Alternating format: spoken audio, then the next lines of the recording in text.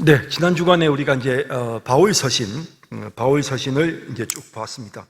빌립보서로부터 시작해가지고 이제 우리가 이어지는 본문들 골로새서, 데살로니가 전서, 후서, 디모데 전후서, 디도서, 빌레몬서까지. 그래서 이 성경들을 좀 간단하게 여러분들과 함께 개요를 좀 말씀드리고요. 이미 여러분들이 읽으셨던 내용들을 조금 정리해드리는 그런 시간들을 갖도록 하겠습니다.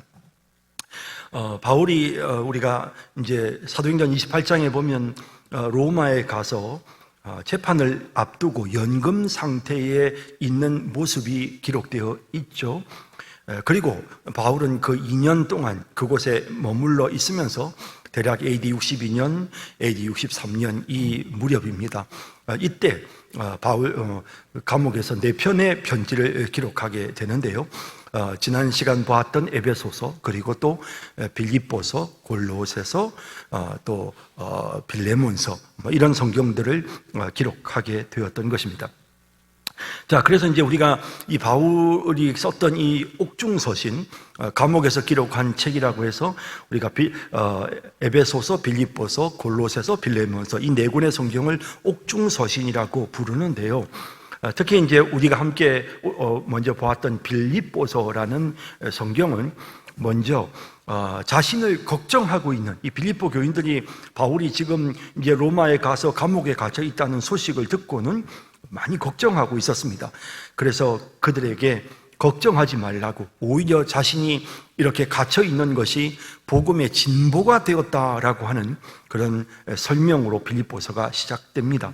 그리고 이제 에바브로디도를 통해서 이 빌립보 성도들이 바울에게 헌금을 보냈는데 바울이 거기에 대한 감사를 표현하는 그런 내용이 기록되어 있습니다. 그리고 이제 2장으로 넘어가면 사실 이 빌립보 교회에 조금 문제가 있었는데 그 문제가 뭐냐면 서로 하나 되지 못하는, 이 교회가 참 하나님의 은혜를 입었음에도 불구하고 하나 되지 못하는 문제가 교회들마다 꼭 있습니다. 그래서 이제 이 빌립보 교회의 이 하나 되지 못하는 이 문제에 대한 부분을 언급하면서 한 마음이 되도록, 그래서 예수 그리스도의 마음을 품음으로써 그들이 정말 하나가 되도록 권면하는 이제 이런 목적, 또 이런 내용으로 빌립보서가 기록되고요. 또 이제 그 유대인들이 할레파, 유대인들이 나타나서 또 이제 율법주의적인 내용을 가르쳤기 때문에 거기에 대해서 분명하고 단호하게 설명하는, 그리고 우리가 믿음으로 구원받고 또 우리는 하늘의 시민권이 있다라고 하는 사실을 강조하는 이제 이런 내용으로 빌립보서가 쓰여지게 된 것입니다. 특히 이제 빌립보서에는 바울이 참 이렇게 기뻐하는 내용들이 많습니다. 그래서 이 빌립보서라고 하는 이 한 성경 안에서 기뻐한다라는 단어가 무려 16번이나 나오고 있습니다. 그래서 이 그렇게 길지도 않은 짧은 곳에 이렇게 기쁨이 아주 넘치는 내용으로 이 빌립보서가 기록되었는데요. 그런데 이제 우리가 내용을 쭉 읽어보면 사실 기뻐할 수 있는 상황은 아니었던 것 같습니다. 우선 이제 이 편지를 받고 있는 빌립보 교인들의 모습을 보면요, 우리가 이제 특히 고린도후서 8장에 보면 이 빌립보 교인들이 상당히 많은 핍박을 받고 있었습니다. 그리고 또 극한 가난 가운데 있었다고 설명하고 있습니다. 그러니까 경제적인 어려움, 외적인 핍박, 또 거기에다가 교회가 서로 하나가 되지 못하고 교인들끼리 서로 갈등이 일어나는, 여러분 이게 얼마나 사람을 힘들게 합니까? 이런 문제로 정말 이렇게 삼중고를 겪고 있었던 것입니다. 핍박이 찾아왔고 경제적인 어려움을 겪고 있었고 또 사람들 간의 관계적 갈등이 있었던 이런 현실 상황 속에서 바울은 빌립보 교인들을 향해서 계속해서 기쁨을 강조하고 있는 것입니다. 또한 바울 자신도 어떻습니까? 바울 자신도 사실은 이제 감옥에 갇혀 있는 이런 상황이죠. 그리고 빌립보서 1장에 보면 바울이 자기가 지금 하나님께로 가야 되는지 아니면 남아 있어야 되는지 잘 분별할 수가 없는, 그러니까 이 말은 무슨 말이냐면 자기에게 지금 정말 이 재판을 앞두고 있는데 황제 앞에서 재판을 받고 본인에게 사형 선고가 내려져서 그가 순교해야 될런지 아니면 살아남아 남게 될런지 그걸 정확하게 분별할 수 없는 그런 상황 속에 있었던 것입니다. 그래서 내가 죽는 것도 유익하다.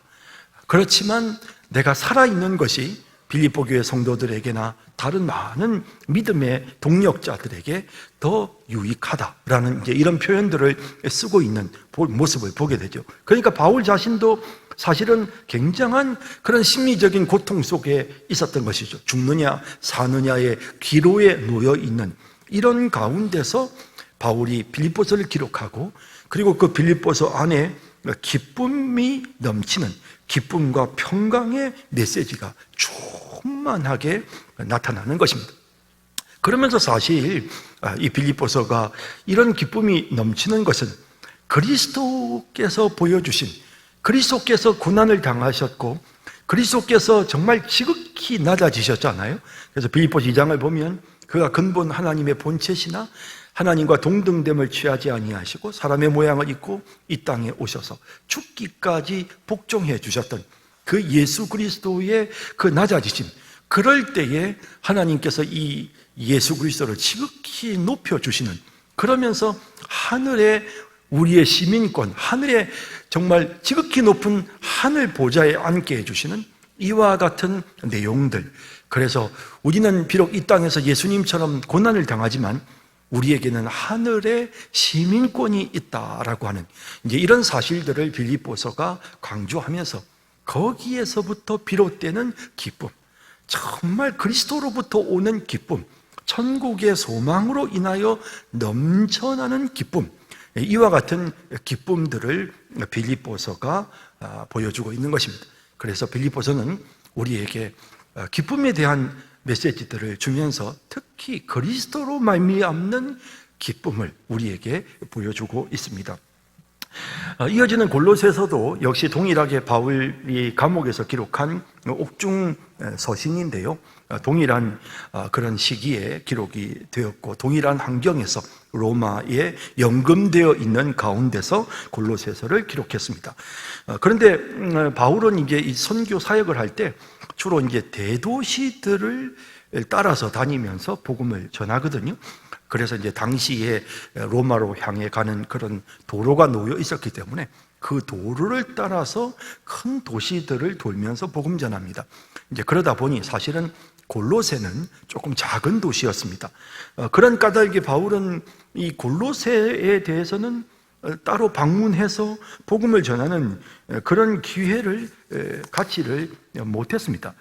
사실 이 골로새 교회는 바울의 동력자였던 에바브라가 그곳에 가서 복음 전하고 골로새 교회를 세웠습니다.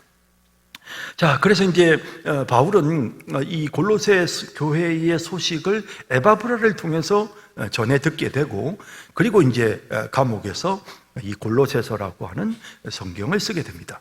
자, 그런데 이제 여러분들도 골로새서를 읽으시면서 느끼셨겠지만 이 골로새서의 특징, 골로새서의 주제는 바로 그리스도의 우월하심, 그리스도의 완전하심에 대한 내용으로 가득 차 있습니다. 정말 골로새서는 아주 우리에게 기독론, 예수 그리스도는 어떤 분이신지를 우리에게 보여주는 그런 아주 기가 막힌 어떤 교리적 내용들을 골로새서가 가지고 있는 것입니다. 그러면서 바울은 이 골로새서를 통해 그리스도가 만물의 창조자시다, 만물의 보존자이시다, 모든 권세와 모든 세력 위에 계신 통치자이시다라고 말씀하는, 그러면서 이 그리스도의 어떤 그 중심, 그리스도를 높이고 또 그리스도 안에서 거룩하여지고 그리스도를 전하고 그리스도를 전함으로써 그리스도 안에서 교회가 세워지는 이런 내용들을 계속해서 이제 강조를 합니다. 그리고 당시에 이제 골로새에 이단이 있었습니다. 그래서 이제 이런 이단들이 여러 가지 혼합주의적인 그런 사상과 이단의 그런 내용으로 성도들을 혼란에 빠뜨리고 있었기 때문에, 그래서 예수 그리스도만이 오직 우리의 유일한 구원자시고 통치자시다라고 하면서 그분을 높이고 그분을 찬양하게 하는 그런 내용으로 본문이 구성이 되어져 있고요. 후반부로 넘어가면 이제 그리스도와의 연합, 그래서 그리스도와의 연합을 강조합니다. 그러면서 이제 그리스도의 어떤 그리스도께서 우리의 모든 필요한 부분들을 채워주시는데, 우리가 그분과 함께 교제하고 그리스도 안에서 그분과 함께 죽고 세례를 받음으로 그분과 함께 살고, 또 그분이 계신 바로 그 위에 있는 세상을 추구하는, 땅에 속한 것을 바라보는 것이 아니라 그리스도가 계신 저 위의 세상을 바라보면서, 그러면서 정말 그리스도의 통치를 받는 삶을 살아야 된다라고 하는 이제 이런 내용들이 골로새서에 기록되어져 있는 것입니다. 그러면서 이제 후반부에 넘어가면 이제 그 그리스도와 연합된 어떤 성도들의 삶을 강조하면서 위의 것을 추구하고, 그리스도가 계신 위의 것을 추구하고, 또 땅의 것을 생각지 말고 땅의 것에 집착하지 말라고 하면서, 그러면서 가족들 관계 속에서 아내와 남편은 어떤 관계여야 하는가, 부모와 자식은 어떤 관계여야 하는가, 노예와 주인은 어떤 관계가 되어야 되는가, 그리스도인으로서 그리스도와 연합된 성도의 구체적인 어떤 모습이 다른 사람들과의 관계 속에서 어떻게 구체적으로 나타나야 되는지에 대해서 골로새서가 아주 잘 우리에게 보여주고 있는 이런 특징을 갖고 있는 것입니다. 자, 이제 이 골로새서의 내용과 이제 나중에 이제 제가 빌레몬서 또 하면서 말씀드리겠지만, 사실 이제 이런 그 골로새서의 내용이 같이 이제 쓰여졌던 성경이 이제 빌레몬서거든요. 근데 이 빌레몬서라고 하는 이 성경이 대상이 어디냐면 골로새, 빌레몬이라고 하는 장로에게 보내는 거거든요. 그래서 이제 이러한 어떤 이 골로새서에서 말하고 있는 그리스도와의 연합, 그리스도 안에서 우리가 하나님과 더불어 화목하여지는 이런 부분들을 빌레몬이 오네시모라고 하는 자기의 종과 더불어 실행에 옮기는 거죠. 이런 어떤 우주적인 원리가 그 빌레몬 장로의 삶 속에서 오네시모라고 하는 한 자기의 노예를 그리스도 안에서 진정으로 용납하고 사랑으로 받아들이는 것으로 구체화되어지는, 그래서 사실 골로새서와 빌레몬서는 같이 쓰여졌고, 그리고 함께 이 성경이 보내진 것으로 그렇게 알려져 있는 것입니다. 자, 데살로니가 전서를 볼까요? 데살로니가 전서는 사실 이제 바울이 데살로니가에 굉장히 힘든 가운데서 데살로니가에 도착을 합니다. 2차 전도 여행 도중에 이제 빌립보에서 사실 감옥에 있다가 풀려나서 간 곳이 데살로니가였거든요. 그런데 데살로니가에 가보니 참 이 데살로니가 교인들이 너무너무 하나님의 말씀을 잘 듣는 겁니다. 그래서 바울이 굉장히 감격하고요. 그리고 아주 성령이 충만해서 힘있게 이들에게 하나님의 말씀 전하거든요. 그런데 안타깝게도 유대인들의 핍박으로 인해서 3주밖에는 안식일 3번을 회당에서 말씀 전하고 결국에는 야반 도주를 합니다. 그래서 이제 이렇게 도망치게 되죠. 이제 도망치니까 얼마나 바울이 이 데살로니가 교회에 3주밖에 안 있었으니까 얼마나 걱정이 됐겠습니까? 사실 말할 수 없는 그런 염려가 있었던 것입니다. 그래서 이제 이런 염려 가운데서 바울이 이제 그 자기의 그 동력자였던 디모데를 이 데살로니가에 보냅니다. 그래서 사실 이제 바울이 고린도로 오면서 아덴으로 오면서 그러면서 바울이 아덴도 사실 굉장히 사역하기가 힘든 그런 험한 그런 힘든 가운데 있었거든요. 그런 힘든 가운데 있었지만 우선은 바울이 지금 이 데살로니가가 너무 걱정이 되는 거예요. 그래서 이제 디모데를 데살로니가로 보내고, 그리고 이제 디모데가 데살로니가에 가서 그 교인들이 너무너무 믿음 생활을 잘한다는 소식을 바울에게 전해줍니다. 그래서 이제 그걸 고린도에서 바울이 전해 듣게 되거든요. 너무 기뻤던 겁니다. 그래서 그냥 막 감사하고 기뻐하는 그런 내용들이 사실 데살로니가 전서에 막 넘쳐나는데요. 우선 이제 잠깐 보실까요? 거기에 보시면 이제 이 데살로니가 교회의 성도들이 얼마나 이렇게 참 그 말씀을, 짧은 기간이었지만 얼마나 말씀을 잘 받았는지를 표현하기 위해서 데살로니가전서 1장 5절 6절에 보면, 이는 우리 복음이 말로만 너희에게 이런 것이 아니라 오직 능력과 성령과 큰 확신으로 되었다, 이렇게 표현하고 있죠. 그 6절에 보면 또 너희는 많은 환난 가운데서 성령의 기쁨으로 도를 받아 우리와 주를 본받은 자 되었다. 굉장히 이게 이런 그 어려움 속에서도 정말 기쁨으로 하나님의 말씀을 받는, 성령의 기쁨으로 하나님의 말씀을 받는 이런 데살로니가 교회 교인들의 모습, 또 그래서 특히 2장 13절에 이렇게 칭찬합니다.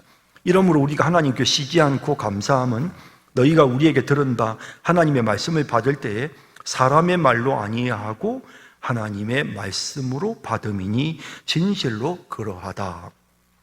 하나님의 말씀으로 받는 이런 이제 경건한 모습. 그러니까 진짜 데살로니가 교회 성도들은 불과 3주밖에 안 되는 짧은 기간 동안 바울의 가르침을 받았지만 그 기간에 성령께서 능력으로 복음 전하도록 해 주셨고, 또 이 데살로니가 교회 교인들이 성령의 기쁨으로 하나님의 말씀으로 그 말씀에 경청하고 그 말씀을 온전히 받아들이는 이런 일들이 일어나게 되죠. 그러니 이제 이것이 정말 놀라운 결과를 가져다 주게 되었고요. 그래서 이 데살로니가 교인들의 이런 믿음의 소문이 이게 이제 마게도냐와 아가야 지방과 다른 곳까지 막 소문이 나는 것입니다. 그래서 이제 그런 소문을 듣는 이 바울의 마음에 아주 기쁨이 넘치는, 그래서 그 기쁨을 이제 표현하는, 그래서 이제 그런 내용들을 데살로니가 전서에서 계속해서 언급을 하고 있는 것입니다. 데살로니가 전서 3장 7절 8절에 보면, 이러므로 형제들아 우리가 모든 궁핍과 환난 가운데서 너희 믿음으로 말미암아 너희에게 위로를 받았노라.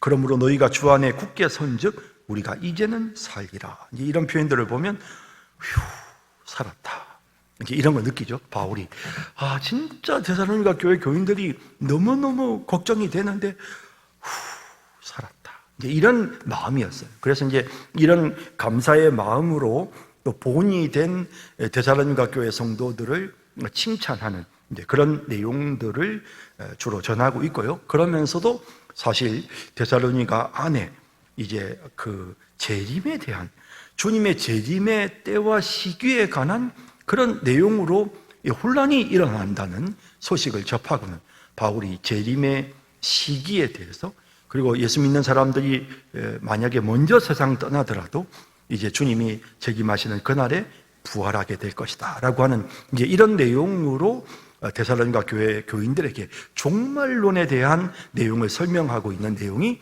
이 데살로니가 전서의 내용입니다. 그래서 대체로 바울 서신 중에서는 상당히 초기에 기록된, 갈라디아서를 초기 서신으로 본다면 두 번째로 기록된 서신이 바로 데살로니가 전서이고요.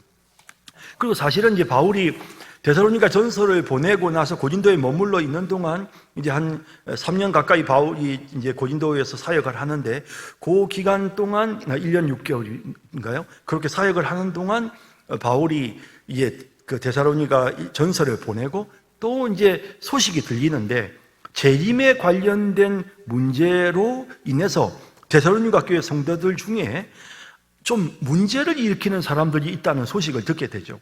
예수님의 재림이 가까웠다고 하면서 소란을 피우는, 그래서 뭐 예수님이 재림하실 건데 뭐 이렇게 내가 일을 할 필요가 뭐 있느냐, 내가 지금 뭐 농사 짓고 내가 장사하고 예수님 곧 재림하실 건데 뭐 그런 거 준비할 필요가 뭐가 있느냐라고 생각하면서 일하지 않고 그러면서 이제 사람들에게 폐를 끼치는 이런 사람들이 있다는 소식을 듣게 되죠. 그래서 이제 거기에 대해서 바울이 권면하는 내용이 데살로니가 후서입니다. 그러면서 이제 바울은 이런 사람들을 규모 없이 행하는 자들이다라고 책망하고 일하기 싫거든 먹지도 말라라고 하는 이런 표현, 일하기 싫어하거든 먹지도 말게 하라라는 내용으로 그들을 책망하는 이제 이런 모습을 보게 되는 것입니다. 뭐 이렇게 이제 재림에 대한 내용이 데살로니가 전서에 기록되어 있고요. 자, 이렇게 해서 이제 데살로니가 전서 후서까지 우리가 살펴봤고, 그리고 이제 바울이 아까 이제 로마에 이렇게 그 감옥에 있으면서 그러면서 에베소, 빌립보, 골로새, 빌레몬서를 기록했다고 말씀드렸는데요. 그런데 그렇게 그 성경을 기록을 할 때 그때 이제 바울이 그걸 하고 나서 사실 풀려납니다.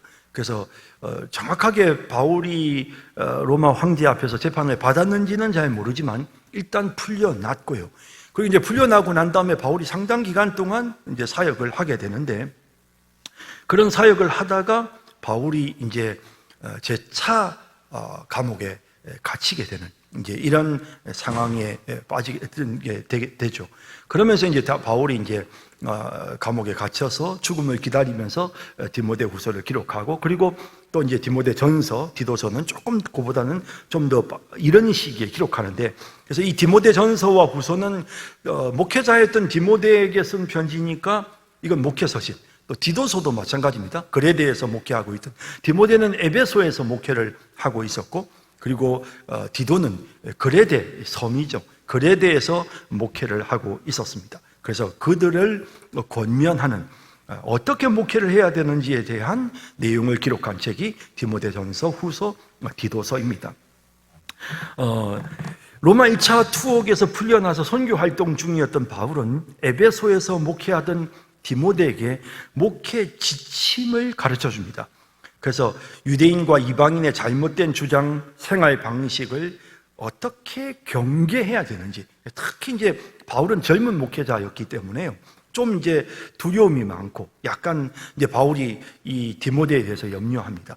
성격이 조금 이제 그 우유부단하고 약간 두려움이 있는 그런 성격인 걸 알기 때문에 바울이 좀 강하게 디모데에게 자꾸 이제 그 두려워하지 말 것을 권면하는 이런 내용이 나오고요. 그러면서 이제 바울은 특히 이제 디모데 전서에서 이런 여러 가지 그 이단 사상이나 잘못된 논리를 가지고 교회를 혼란에 빠뜨리는 사람들이 교회에 와서 막 떠들면 그들과 다투지 말아라. 그들과 다투지 말아라. 이제 자꾸 이제 다툼을 피하고 교회 안에 변론을 피하고 막 그냥 말싸움하는 이런 곳으로 만들지 말도록 바울에게, 젊은 목회자였던 바울에게 계속 그런 부분들을 강조합니다. 그러면서 교회 안에서 분쟁이 일어나요. 이게 사실은 이제 목사가 목회를 하다 보면 실제로 일어날 수 있는 그런 이제 문제들, 특히 이제 여성들의 역할.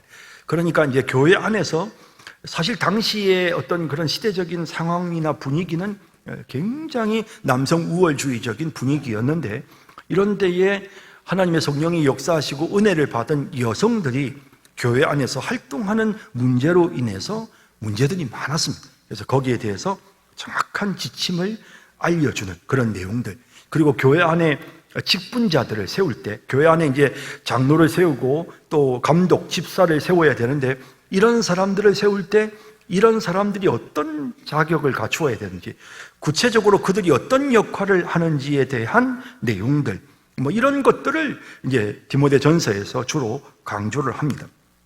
그러면서 이제 이단들에 대해서 말하면서 그들이 주장하는 이런 것들을 거기에 집착하지 마라. 신화와 족보에 창념하지 말아라.